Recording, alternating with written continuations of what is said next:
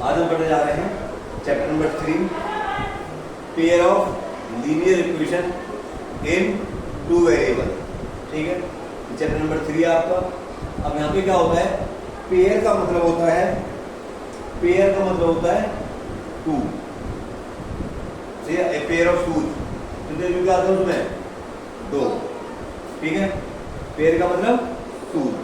Linear का मतलब होता है जिसकी डिग्री क्या होती है? 1। डिग्री कितनी होती है? 1। और इक्वेशन का मतलब होता है जहां पे हमारे वेरिएबल प्लस कांस्टेंट आपस में जुड़े हुए होते हैं। वेरिएबल मतलब, ठीक है, और टू मतलब दो, और वेरिएबल क्या होते हैं हमारे पास? एक्स वाई हो सकते हैं। सही है ये। तो हमारे पास क्या होता है, एक ऐसी इक्वेशंस होंगी, दो इक्वेशंस होंगी हमारे पास जिनकी वेरिएबल की वैल्यू पावर क्या होगी? 1 होगी, और आपस में वेरिएबल प्लस कांस्टेंट आपस में मल्टीप्लाई या डिवाइड की हेल्प से कनेक्ट होते हैं। इसको एक बार हम ट्राई करते हैं। क्या लिख रहा है ये? Linear equation. लीनियर इक्वेशन यानी कि ऐसी इक्वेशन लिखनी है हमें जिसकी डिग्री क्या होगी? 1 होगी, जिसमें क्या होगा? दो वेरिएबल होंगे, एक्स वाई मान लिए फिलहाल हमने, और उनकी डिग्री कितनी है? 1। तो A X plus B Y plus C equal to 0। ये क्या देखो यहाँ पे, ये क्या हो गए? दो वेरिएबल हो गए एक्स और वाई। इनकी जो डिग्री है फिलहाल कितनी होगी? 1 है, तो डिग्री कितनी हो गई? 1 हो गई। वेरिएबल क्या हो गए? एक्स वाई हो गए। और यहाँ पे देखो ये A1 B1 C1 क्या है? हमारे कांस्टेंट है। क्या है? कांस्टेंट। कांस्टेंट का मतलब होता है नंबर। फिलहाल यहाँ पे वो किससे दिखाए जा रहे हैं? A B C से। ऐसी दूसरी इक्वेशन क्या हो जाएगी? A2x B2y plus C2 equal to 0। ये हमारी पहली इक्वेशन होगी, हमारी क्या होगी? Second equation. तो ये तो चैप्टर का नाम है, ये चैप्टर का नाम है इसमें कि हमारे पास क्या होगा? दो इक्वेशन होगी, पेयर ऑफ लीनियर इक्वेशन, यानी दो इक्वेशन का क्या होगा? जोड़ा होगा हमारे पास, पेयर होगा, जिसके अंदर क्या होगा? दो वेरिएबल होंगे। अब इक्वेशन का भी मतलब मैंने आपको बता दिया है, क्या होता है?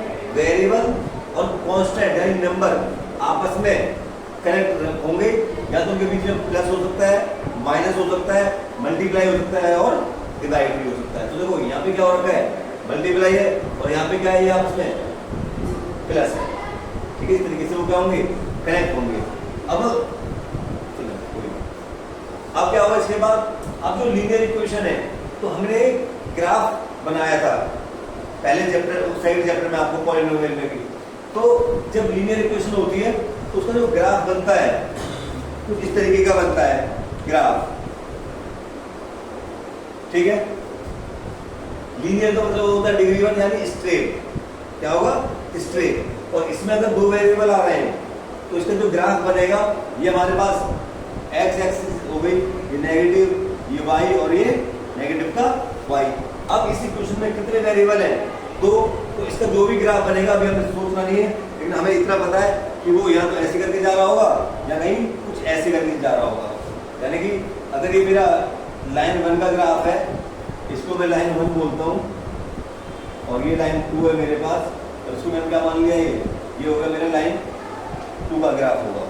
अगर उसमें दो वेरिएबल है तो दो एक्सिस को कट करेगा, अगर बाई चांस एक वेरिएबल आता है तो एक को कट करेगा। इस तरीके से हमारा क्या होगा? ग्राफ बनता है। यानी कि लीनियर का मतलब स्ट्रेट लाइन ग्राफ बनेगा। कैसा ग्राफ बनेगा? स्ट्रेट। अब वो स्ट्रेट क्या हो सकता है वो देखते हैं कि भाई दो इक्वेशन है, तो अगर आपको स्ट्रेट लाइन खींचनी है तो दो लाइन के बीच में हम सिर्फ दो स्ट्रेट लाइन को सिर्फ 3 तरीके से ड्रॉ कर सकते हैं। दो स्ट्रेट लाइन को सिर्फ उनके अंदर क्या हो सकता है? 3 तरीके से ड्रॉ कराया जा सकता है। कैसे कराया जा सकता है देखते हैं। भाई हो सकता है कि वो दोनों लाइन हमेशा क्या हो? एक दूसरे को कट कर रही हो। एक तरीका तो ये हो सकता है दो लाइन को ड्रॉ करने का। सही है, ये हमारी लाइन 1 होगी और ये लाइन हमारे पास 2 होगी। दूसरा तरीका क्या हो सकता है? हो सकता है कि वो दोनों लाइन आपस में क्या हो? पैरेलल भी हो सकती है। तीसरा तरीका क्या हो सकता है कि ये दूसरा तरीका होगा हमारे पास कि L1 जो है वो L2 के क्या आपस में पैरेलल है। और तीसरा तरीका क्या हो सकता है भाई हमारे पास कि एक लाइन हमने ड्रॉ कर दी, यहाँ से L1 ड्रॉ कर दिया। अब एक तरीका और हो सकता है कि भाई इसके ऊपर जो है हम दूसरी लाइन को भी क्या करें, ड्रॉ कर दें। L2 भी हमने इसी के ऊपर ड्रॉ कर दिया। तो दो लाइन को सिर्फ आप इन तीन तरीके से रिप्रेजेंट कर सकते हो। अब आप सोचो कोई और तरीका हो सकता है, कोई और कॉम्बिनेशन के थ्रू में कोई हम ड्रॉ कर सकते हैं? सिंपल सा है, या तो लाइन दोनों लाइन एक पॉइंट पे इंटरसेक्ट करेंगी। क्या करेंगी? एक पॉइंट पे। तो ये जो पॉइंट है यहाँ पे क्या कर रही है, इंटरसेक्ट कर रही है इस केस में यहाँ पे इंटरसेक्ट हो रहा है। तो ये जो लाइन करेंगी ये होंगी हमारे पास इंटरसेक्टिंग लाइंस। ये कैसी लाइन है? इंटरसेक्टिंग। अब ये बताओ, ये लाइन आप अगर ये इंटरसेक्टिंग लाइन है, ये कितने पॉइंट पे कट कर रही है? एक पॉइंट पे। तो इनका जो सॉल्यूशन होगा वो भी क्या होगा? एक सॉल्यूशन होगा। तो उसको बोलते हैं यूनिक सॉल्यूशन। क्या बोलेंगे? Unique solution. यानी कि यूनिक का मतलब क्या होता है? एक। सही है। अगर दो लाइन आपस में एक दूसरे को एक पॉइंट पे कट करके जा रही है तो उनका क्या होगा? यूनिक सॉल्यूशन होगा। अब इस वाले केस में देखिए हम, ये दोनों लाइन कैसे दिख रही है? पैरेलल दिख रही है। तो ये कौन सी लाइन हो गई हमारे पास? Parallel lines. क्या हो गई ये? Parallel lines. अब ये जो लाइन पैरेलल है क्या एक दूसरे को कट कर रही है? सही है, कट नहीं कर रही। तो इसका क्या होगा हमारे पास? No solution. क्या होगा? No solution. अब इसमें क्या हुआ?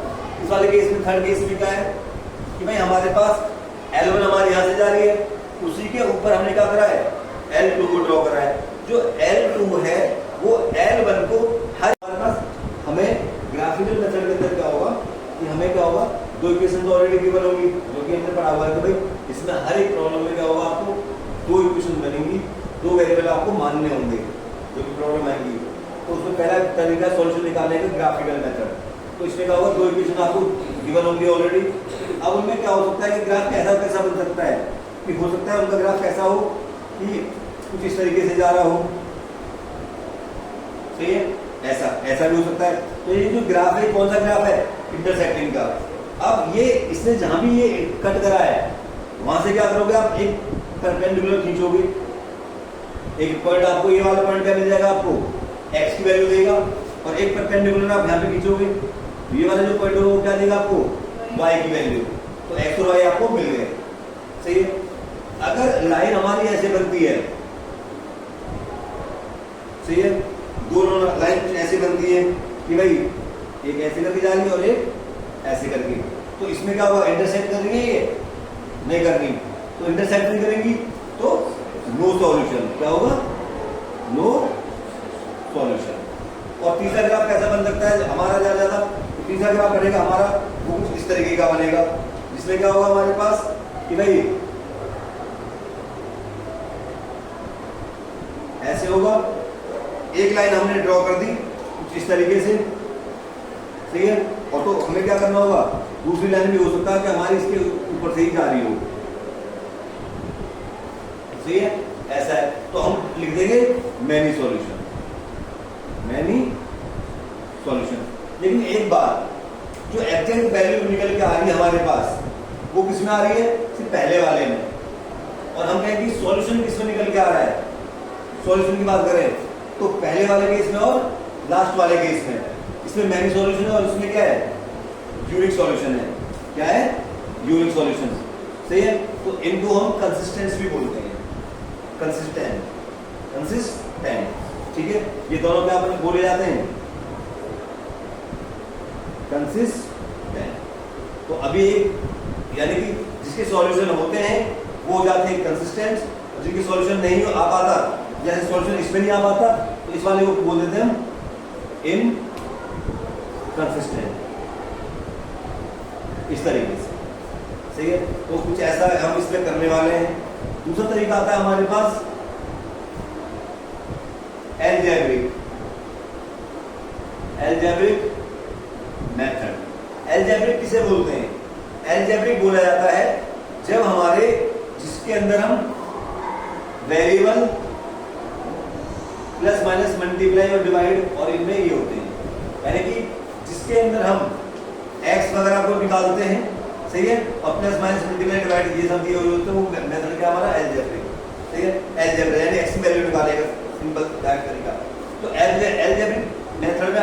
हमारे पास सिर्फ दो तरीके रह गए अलजेब्रिक में। क्या है वो दो तरीके? पहला तरीका है हमारे पास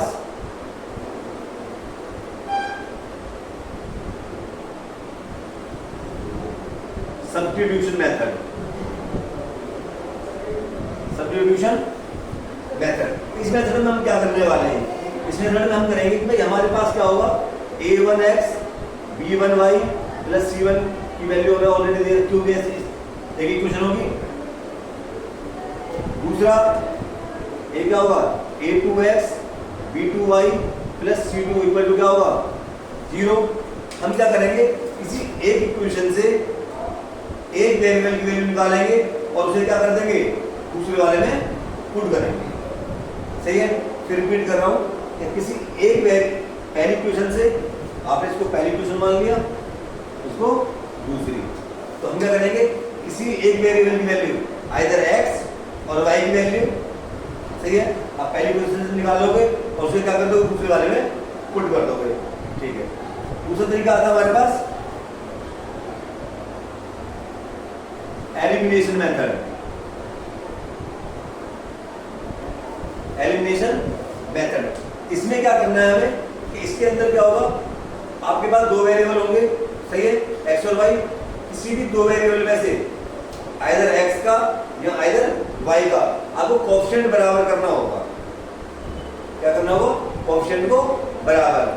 अगर वो ऑलरेडी माइनस है, यानी कि जो आपने कोएफिशिएंट को बराबर करा है, सपोज करो कि आपने मल्टीप्लाई वगैरह करके x को बराबर कर दिया है दोनों में, अगर वो ऑलरेडी एक x जो प्लस का रखा है, दूसरा x किसका है, माइनस का, तो आप दोनों को क्या कर दोगे, ऐड, और वो x वाली का कैंसिल आउट हो जाएंगे, फिर बाय बाय बचेगा। अगर दोनों ऑलरेडी सेम है, x वाला प्लस है और x वाला दूसरा वाला भी क्या है, प्लस है, लेकिन कोएफिशिएंट क्या है, बराबर है, तो हम लोग क्या करेंगे, सब्ट्रैक्ट करेंगे। ठीक है, ये सब करेंगे। अब स्टार्ट करते हैं एक्सरसाइज का 3.1 का पहला क्वेश्चन। सही है, 3.1 का पहला क्वेश्चन। 3.1 क्वेश्चन नंबर 1 का फर्स्ट पार्ट रीड करते हैं।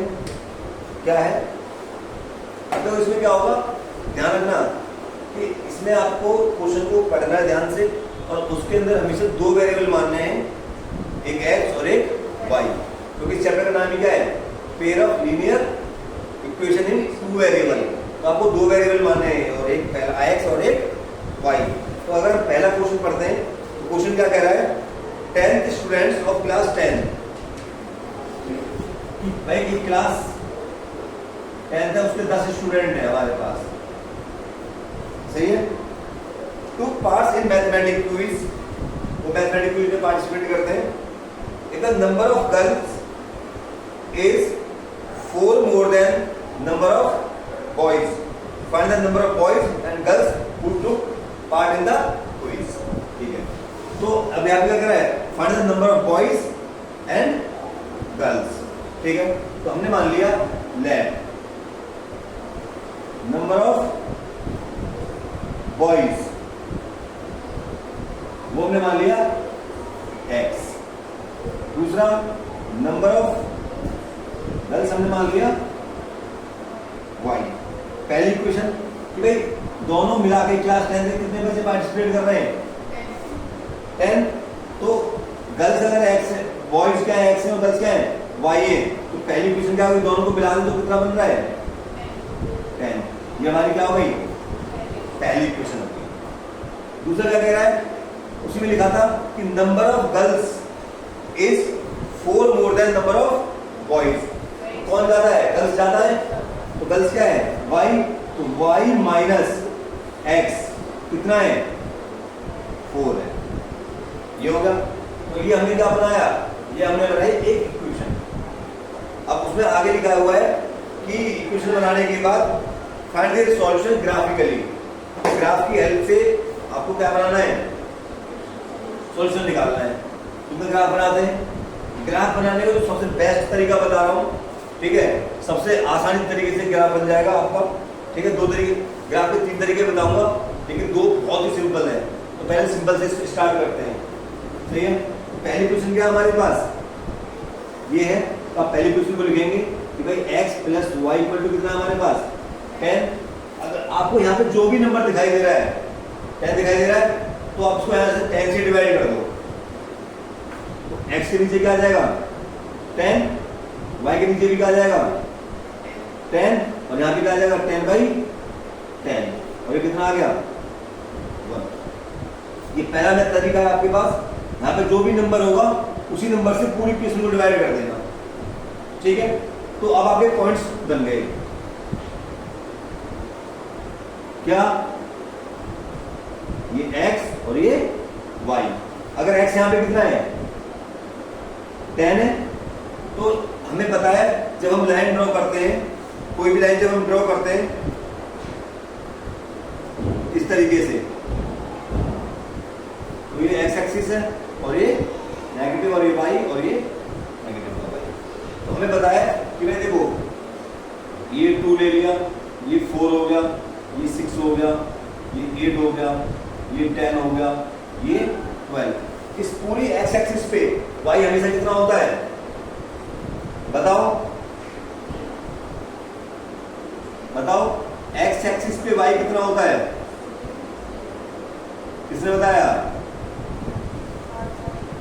ध्यान रखना, ये नोट पे लिख लेना है कि ऑन x एक्सिस y कितना होगा 0 ऑलवेज, ऑन x एक्सिस, ऐसे ही ऑन y एक्सिस x कितना होगा हमेशा 0। तो अगर यहाँ पे x कितना है अभी 10 है, तो y इसके x क्या रहा होगा 0। दूसरा यहाँ पे y कितना है 10 है, तो x कितना रहा होगा 0। ये तो आपको ग्राफ के पॉइंट बता दिए मैंने, वरना इसी से काम चल जाता। यहाँ पे देखो x के नीचे क्या है 10 है, तो x एक्सिस पे 10 को दिखा दो आप कि भाई ये रहा हमारा 10। y के नीचे कितना है 10 है, तो y के नीचे क्या होगा 10, ये रहा। ये हमें दो पॉइंट मिल गए, इनको आप ड्रॉ कर दो, तो ये हमारा ग्राफ बन गया कौन सी का x plus y equal to 10 का। अब आती है हमारे पास दूसरी equation y minus x equal to कितना है 4। तो इस तरीके से मैंने क्या बताया था आपको कि भाई यहाँ पे क्या है 4 है, तो आप क्या करोगे 4 से क्या करोगे डिवाइड कर दो, ये कर दिया पॉइंट रखने के लिए, क्योंकि दिखाने पड़ते हैं। बाकी ये तो आसान सही है, क्या हो जाएगा पॉइंट के लिए ये x है, ये क्या है y है, तो y के नीचे कितना है 4 है, y के नीचे कितना है 4 है, तो x कितना हो जाएगा 0। यहाँ पे x के नीचे क्या आ रहा है 4 है ना, तो क्या हम इसको ऐसे लिख सकते हैं, तो x कितना हो जाएगा माइनस का 4 और y कितना हो जाएगा 0, क्योंकि x यहाँ पे नेगेटिव था, तो हमने क्या करा नेगेटिव से मल्टीप्लाई करके नीचे ले गया। तो आप वैसे ही कर सकते हो, आप वैसे वापस ऐसे x क्या है नेगेटिव, तो नेगेटिव पे y आ गया, ठीक है भाई। नेगेटिव का नेगेटिव के तो हमने ड्रॉ करे ही नहीं थे, नेगेटिव पे ड्रॉ करते हैं हम, तो ये 2 4 6 इस तरीके से ड्रॉ कर दिया हमने। अब इसके बाद क्या हमारे पास इसका ग्राफ बनाते हैं, तो देखो सिंपल सा y कितना है 4, y 4, y का 4 ये रहा हमारा।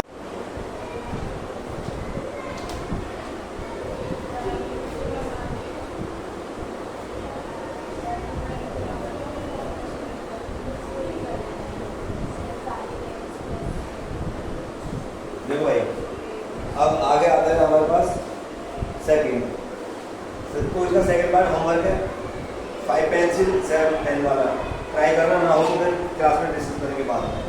क्वेश्चन नंबर 2 में देखने क्या कह रहा है, on comparing the ratio a1/a2 b1/b2 c1/c2 find out whether lines representing four pairs intersecting parallel और कोइंसिडेंट्स, उसकी कंडीशन हमें बताइए। तो एक क्वेश्चन उठा लेते हैं, कोई सा भी रैंडमली, क्वेश्चन नंबर 2 का थर्ड पार्ट कर लेते हैं, सही है। और हमें पता है कि भाई अभी पढ़ा था हमने कि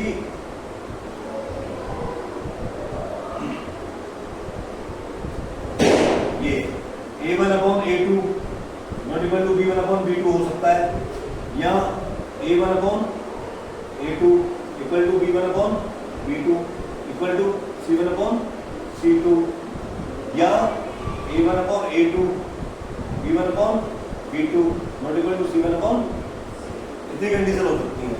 अगर ये वाला है क्या होगा, हमारा इंटरसेक्टिंग होगा, ये है तो को इंसिडेंट होगा, ये है तो पैरेलल होगा। तो एक क्वेश्चन रैंडमली हमने उठाया 6x 3y + 10 2x - y + के 9। तो हम जानते हैं कि भाई क्या होगा हमारे साथ कि a1x b1y c1 = 0 होता है, और a2x b2y और c2 क्या होगा हमारे पास 0 होता है। तो x के साथ वाला क्या होता है, a1 होता है, तो हमें क्या है x के साथ वाले को डिवाइड करना है, y के साथ वाले को डिवाइड करना है, सिंपल सा। तो x के साथ क्या है यहाँ पे 6, और यहाँ पे क्या है 2, यहाँ पे -3 है, और यहाँ पे क्या है कुछ नहीं है, यहाँ पे क्या होगा -1। इनको डिवाइड करके देखते हैं, तो 2 3 जा 6, माइनस कैंसिल आउट, ये आ गया। यानी अभी क्या हो गया, ये दोनों बराबर है, दोनों बराबर है, तो यानी ये भी हो सकता है और ये भी हो सकता है। तो अब हमें क्या करना पड़ेगा, इसके साथ ही हम क्या करेंगे, अगला क्या है 10/9, तो ये तो कटेंगे नहीं आपस में, क्या होगा नॉट इक्वल टू, ये आया।